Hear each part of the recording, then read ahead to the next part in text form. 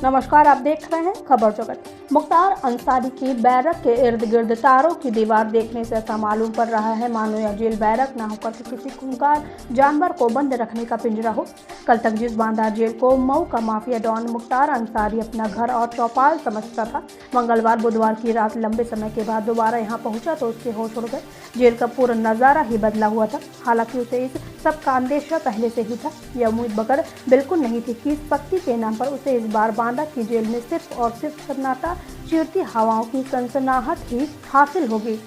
अमूमन इससे पहले भी वो जब बांदा हो या फिर कहीं और की जेल हो, मुख्तार के जेल की देहरी पर पहुंचने पर उसे कथित रूप से सलाम ठोकने वालों में कैदी और जेल स्टाफ दोनों ही शामिल होते थे। इस बार बांदा जेल की देहरी पर जाकर के जब उनका काफिला रुका तो वहां सिर्फ और सिर्फ संगीनों के साए में लेकर के उसे जेल में घुसने वाले सुरक्षा कर्मियों, डॉक्टरों की टीमों के सिवाय कोई भी ऐसा नहीं था जो करीब 900 किलोमीटर लंबे हाड़तोड़ सफर रोपड़ पंजाब से बांदा यूपी जेल तक के बीच के बाद हुई परेशानी और तकलीफ के बारे में पूछता।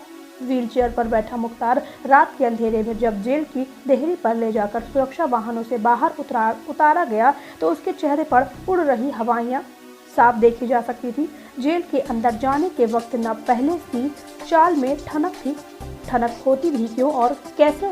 बेचारा कल का दबंग माफिया आज बेबस था व्हीलचेयर पर जो पड़ा था। न ही मीडिया के कैमरों के सामने अपनी बड़ी बड़ी मूंछों पर ताव देने का स्टाइल। मतलब बुधवार तड़के जब उसे पंजाब से यूपी की बांदा जेल में लाया जाया था तो चारों ओर सिर्फ और सिर्फ शमशानी सन्नाटा भरा था। अगर आवाजें सुनाई भी दे रही थी तो वो थी मुख्तार के काफिले में शामिल वाहनों के आने जाने की आवाजें या फिर जेल और पुलिस सुरक्षा कर्मियों के बूटों हथियारों में मौजूद लोहे की चेनों की आवाजें। मंगलवार बुधवार को तड़के बांदा जेल के भीतर डाले जाने के वक्त मुख्तार का पुरसा हाल जानने वाले की मौजूदगी तो दूर की बात, परिंदा भी नजर नहीं आ रहा था। अमूमन इससे पहले भी डॉन को जेल में डालने के लिए ले जाया जाता था तो उसके आगे जेल स्टाफ ही दौड़ा दौड़ा फिरता था। तीसरी आंख से दहशत जदा जेल स्टाफ ऐसे मानो जैसे मुख्तार कोई कुख्यात अपराधी न होकर के सम्मानित शख्स या फिर वीआईपी हो। मुख्तार को जेल के भीतर करने के वक्त जेल के अंदर बाहर का माहौल बदला सा इसलिए भी था क्योंकि इस बार उत्तर प्रदेश पुलिस मुख्यालय लखनऊ बांदा जेल पर खुद भी सीधे सीधे नजर रखे हुए था। राज्य जेल मुख्यालय ने सीसीटीवी कैमरे का इंतजाम कुछ इस तरीके से किया था कि मुख्तार की बैरक से लेकर उसके आने जाने वाले सभी रास्ते को जेल मुख्यालय में बैठकर ही देखा जा सके। लिहाजा तीसरी आंख यानी सीसीटीवी कैमरे के जरिए जेल हेडक्वार्टर से ही निगरानी के चलते भी इस बार बांदा जेल स्टाफ को मुख्तार की मेहमान नवाजी करने का मौका हाथ नहीं लगा।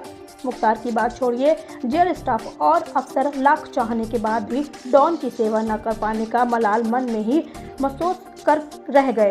यूपी जेल महानिदेशक आनंद कुमार ने कहा, इस बार जेल में कोई हरकत कर पाना बहुत मुश्किल है।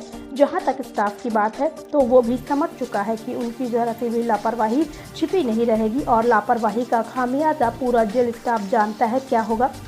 हमने ऐसा कोई रास्ता बाकी या खुला नहीं छोड़ा है जो किसी भी तरह से जेल की बदनामी का किसी को मुख्तार अंसारी को मौका हाथ दे। बांदा जेल तो सुरक्षा इंतजाम कर चुकी है। जेल मुख्यालय भी 24 घंटे सीसीटीवी से हर गतिविधि पर नजर रखे हुए है। हुकूमत की मंशा पांव रखते ही समझ गया मुख्तार।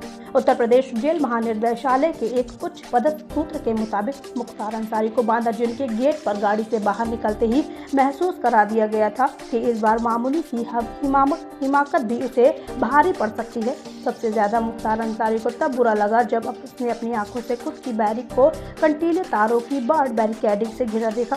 तारों की दीवार देखकर उसके चेहरे पर तिलमिलाहट के भाव आए, मगर वो अपने गुस्से को पीकर रह गया। दरअसल बैरक के इर्द गिर्द तारों की दीवार देखने से ऐसा मालूम पड़ रहा था मानो यह जेल बैरक न होकर किसी खूंखार जानवर को बंद रखने का पिंजरा हो। बांदा जेल के एक अधिकारी के मुताबिक इस जेल का अपना इतिहास है।